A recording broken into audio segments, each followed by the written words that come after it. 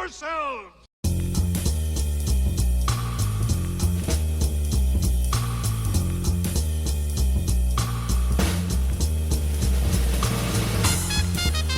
Hi guys, it's me, JFM, here to give you another video. And as you can tell, it's another character description video. Alright, finally. It's about time. It's been weeks since my last one, and it's just about time that I introduce a new character. This is the last of the primary characters, and it is David. That's right, he has a last name, I just don't know what it is. I can't think of any last name for David, so I just call him David. Alright, so let's talk about David. Well, David is Jeff and Taylor's neighbor, and he is so boss. No, he's just a young adult forced to live next to 14-year-old boys. And in fact, his relationship with Jeff and Taylor is strange. David is like a part-time friend, an enemy.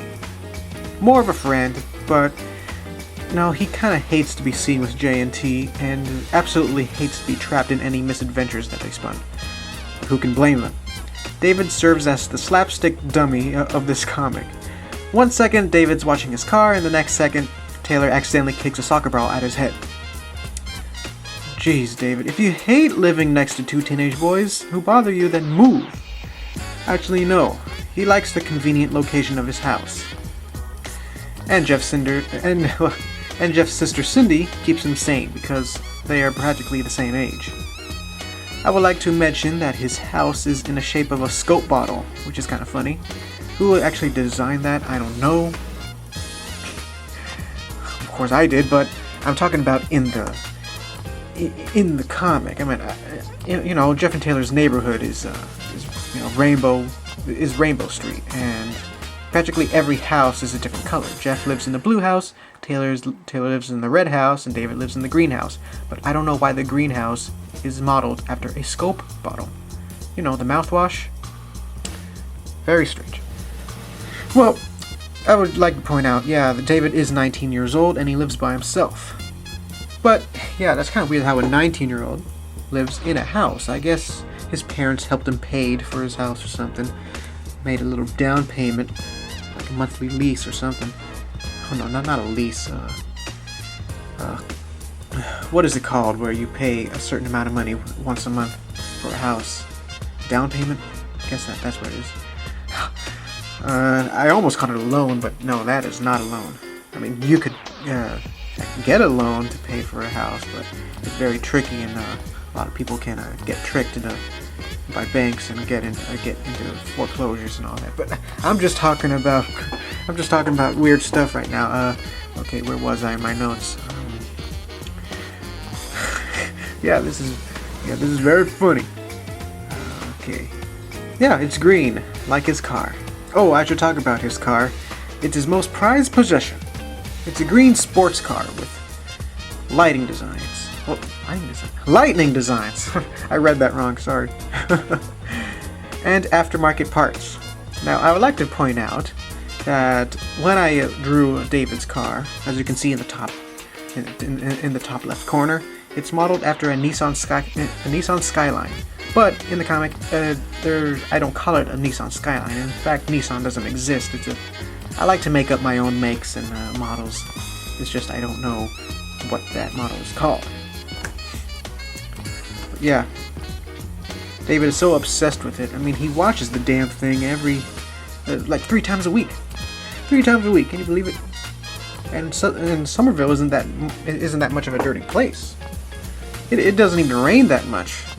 And, you know, he watches it. Yeah, and he nicknamed it Grease Lightning. Yeah, a Grease reference. But I would like to point out that David does have a job. He works at Jose Body and Paint, a shop to repair damaged vehicles. And yes, he helps with repairing the bodies of cars.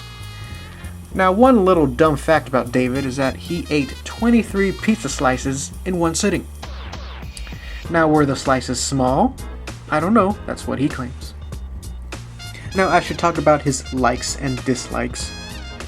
Well, of course he likes his car. One strange thing is that he likes older women. he prefers older women because they're so, I don't know, I guess you can say more mature, and practically they're more experienced. I should just leave it at that. Men's magazines and girls in bikinis. Of course, his favorite magazine to read is Girls Magazine, which it's not really a porn thing. It's more like Maxim magazine, where it showcases girls wearing bikinis and all that. Basically, it's more tasteful than Playboy, even though Playboy is tasteful. It doesn't show any nudity or anything like that. It just shows very busty women wearing skimpy outfits and all that, and I guess you can say that is considered an adult magazine. I don't know. It's just very tasteful. Well, he likes what else does he like? He likes garlic bread. Because who can blame anyone who likes the garlic bread? Let's see. Oop, just got an email. He likes parties, since he is a party animal, and in one episode he does kind of tolerate Jeff and Taylor a little bit when they plan to throw a party, but I'm just talking ahead. Yeah, that's episode 4 for you.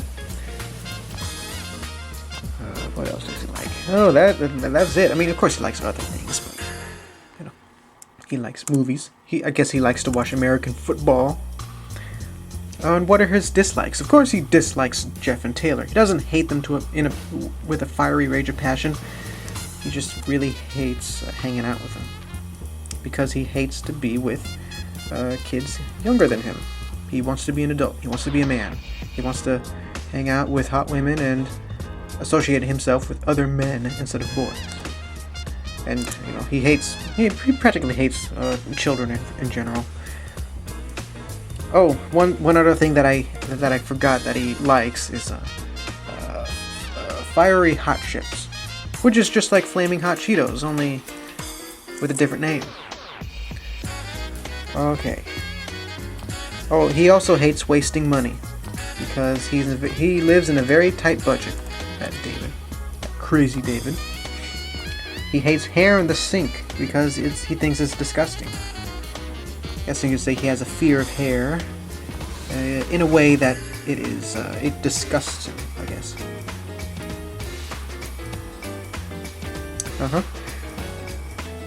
Sorry, I'm just reading. He hates chick flicks because they're for girls, and he doesn't like Mexican food because it gives him an upset stomach. Yep. Gives him Mexican food. Well, I guess now is the time that I explain how I created David. Well, to tell you the truth, I've been inspired by Carl from Aqua Teen Hunger Force. In fact, you know, as the grumpy neighbor, you know, David plays the generic stereotype grumpy neighbor like Squidward from SpongeBob or Carl from Aqua Teen Hunger Force.